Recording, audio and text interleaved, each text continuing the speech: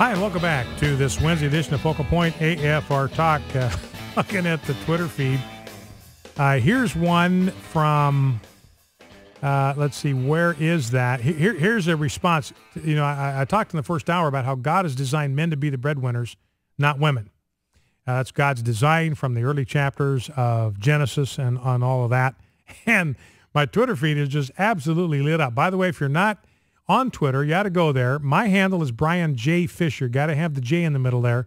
Brian J. Fisher, Brian with a Y, Fisher with a C. Brian J. Fisher is my Twitter handle. And I encourage you to get on the Twitter feed. I'm not able to be as active every day as I am some days, but it'll give you kind of a, you know, what I try to do is on my Twitter feed is feature stories that I think would be of interest to people who share our values.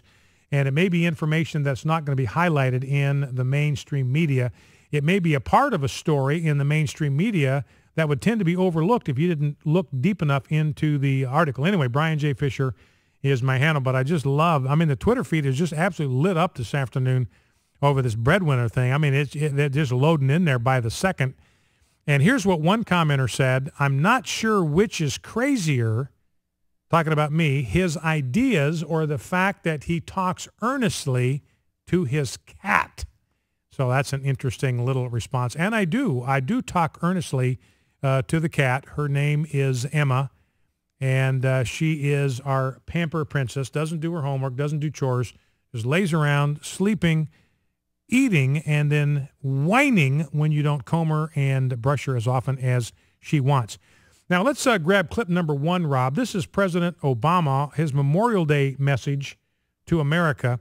And I want you to catch something in here about what the sacrifices of our soldiers was all about. And he says something in here that is absolutely flat wrong. Let's listen.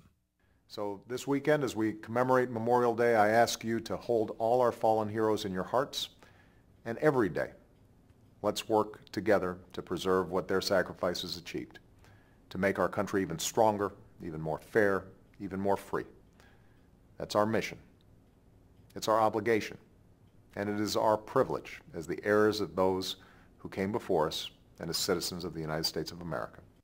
Now, the part that I take issue with is when he said our soldiers gave the last full measure of devotion to make America even more fair. And the reason is that's not why they died. That's not why they fought. We didn't fight wars so America could be more fair. That's not the reason we went to war. We went to war to protect our freedom, to protect our liberty, to protect our lives, to protect our national security. We didn't send anybody out to fight a war to make America more fair. That's not why we went to war. But again, it goes back to Obama's understanding of what fair is, because what Obama means by fair is equality of outcome. When he uses the word fair, that's what he's talking about. Everybody has exactly the same amount of money. Everybody has exactly the same lifestyle. Everybody has exactly the same benefits. Everybody has exactly the same perks. Well, that's not what fairness is. That's not, fairness is equality of opportunity, not equality of outcome. So what America is about is not Obama's understanding of fairness, where everybody winds up with exactly the same number of buttons or widgets or whatever. It's equality of opportunity, where government gets out of your way, doesn't rig the results, and allows you to pursue your dreams and make of your life whatever you want to make of it. Equality of opportunity. Now, if you're going to have equality of outcome, which is President Obama's vision of America, the only way you can do that is by theft. The only possible way you can do that is you have to take money through the force of government from some citizens and transfer it involuntarily to others. That's the only possible way you can get an equality of result. You have to steal from some under the color of law and give to others. Now, we don't believe in that. We believe in equality of opportunity, that you can pursue your dreams, you can use your abilities and your talents, and you can make of your life what you want it to be. That's the pursuit of happiness. Now, for some people, that may mean a college degree. For other people, it may not. Not everybody's designed to go to college. After all, half of the American population is below average in intelligence. Think about that for a minute. Half of the American people are below average in intelligence. Not everybody is designed, intended, purposed to go to college. And there are plenty of smart people that are above average in intelligence who don't need a college education to pursue their dreams because it lies in other directions, maybe working with their hands and making things and manufacturing things and being innovative and creative. And you don't need a college degree for some of that. So, but what this means is when people pursue their visions and their dreams, they may willingly give up the opportunity to make more money in order to do something that is more fulfilling and more rewarding, because money is not the only measure of happiness or success. There's a lot of other things I could have done with my life where I could have made a whole lot more money. I've been in ministry, working for nonprofits my whole life. Nobody gets rich in working for churches, working in nonprofits. That's not why you do it. So I could have pursued things that made a lot more money, but I was completely, absolutely uninterested in it. I got friends that did. They are stockbrokers, they're financial advisors, they're corporate CEOs, and they were my buddies in college, and I'm happy for them. I'm thrilled for them. They're making tons more money than I will ever see in my life, but I don't care because that's not what motivated me. That's not what I wanted to accomplish with my life. I was perfectly content to go into the kind of activities that I pursued, even though I knew I was never going to get rich doing that. And, it may be, pretty modest income your whole life. That's fine. It was a deliberate choice on my part because I had other things that mattered more to me. So it's equality of opportunity, not Obama's notion of fairness, which is equality of outcome. Now here, clip number 2, here's Bill O'Reilly going toe-to-toe with Juan Williams. Juan Williams is out there. He is still defending Eric Holder. Eric Holder now is the guy that signed off on the warrant to go get James Rosen's phone records and the records of his parents and the records of other reporters at Fox News, what Jonathan Turley, liberal left, called the greatest threat to freedom of the press in decades. And Eric Holder was the guy that signed off on it. He had to be the one that signed off on it. He's the only one that could sign off on it. He committed perjury, lied to Congress. They're exploring that. He said something like that never occurred to me. I wouldn't have any part of something like that. I wouldn't get anywhere near something like that. And then we find out after he lied under oath to Congress that he, in fact, was the one that signed off. So he lied to Congress before we knew that he was the one that had signed off, and evidently was hoping that wouldn't come to light. So Juan Williams, for some reason, is still out there flacking for Eric Holder. I have no idea why. But here is Bill O'Reilly going toe-to-toe with Juan Williams, and Juan Williams absolutely dead wrong on this. Bill O'Reilly absolutely dead right. Let's listen. Show us the memo. He can't. He doesn't have it.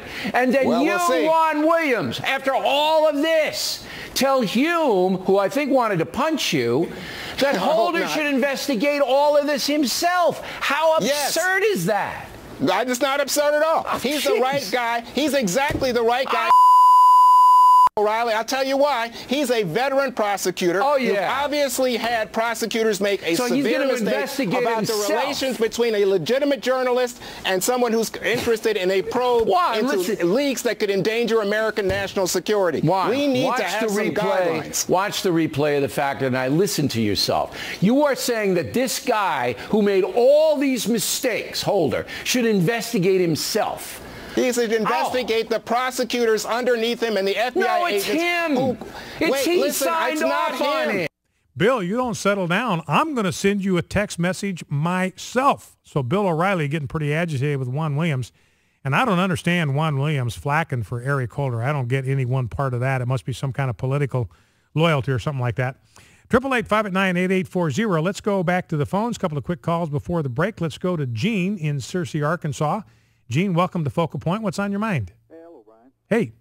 Well, I got a biggie for you. So okay, shoot.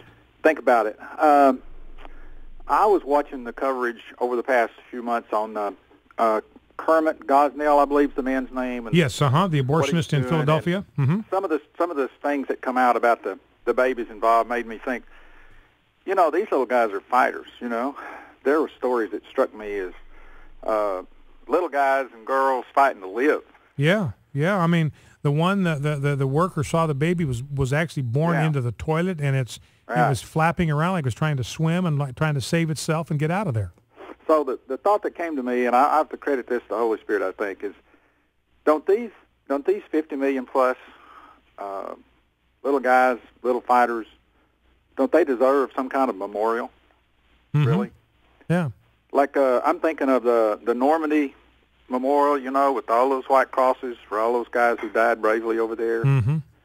Some kind of a memorial with 50 million little blue and white crosses, blue and pink, I should say, blue and pink crosses. Yeah, absolutely. And 4,000 added a day. Mm-hmm. Maybe 1 million in each state all across this country. I made this little talk to a Optimist Club this morning, and the president said, you know, I'm going home today, and I'm gonna get me 2 little crosses, and I'm gonna paint one pink and one blue, and I'm gonna put in my yard. And he said, that's a start. Yeah. So this is a long-term thing, but I think it has the potential to turn the thinking around on the whole abortion issue. Yeah. If you're driving down the highway and you see this, I don't even know how many acres it would be, of these little blue and pink crosses out there, it's going to start conversations. The kids are going to ask, what is that? And it's just huge. The numbers are huge. And these people, these little people, as far as I know, don't have anything to remember them by, any memorial, and they should be. They deserve that. Yeah.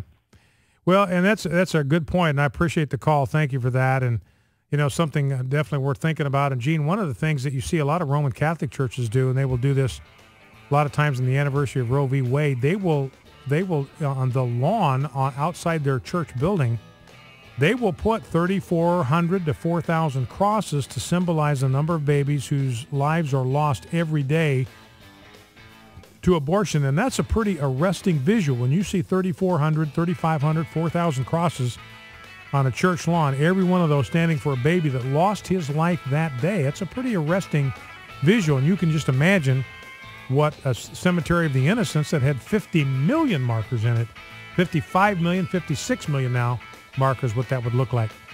You're listening to Focal Point on AFR Talk, 888-589-8840. We'll be right back after these messages. Don't go anywhere. Focal Point, AFR Talk.